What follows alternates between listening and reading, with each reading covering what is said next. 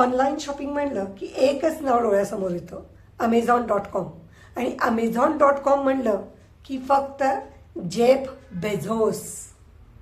म्हणूनच आजचं पुस्तक आहे सुधीर सेवेकर लिखित ॲमेझॉन, जेफ बेझोसच्या ऑनलाईन साम्राज्याची वेधक कहाणी.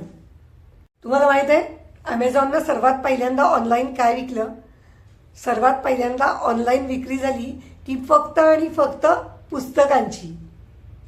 Amazonचा सर्वेसर्वा जेफ बेझोस याचा दिवस सुरू होतो सकाळी 7 वाजता आणि ऑफिसमधली प्रत्येक मीटिंग ही तो लंचच्या आधी घेतो.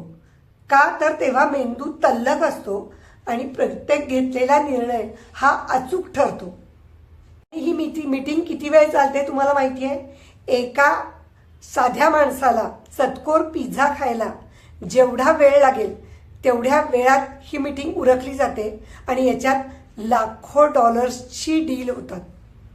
स्मार्टफोनवरून एका क्लिकमध्ये हवी ती वस्तू सर्वसामान्य माणसाला खरेदी करता यायला हवी हे स्वप्न जेफ बेझोसनं बघितलेलं 1994 साली.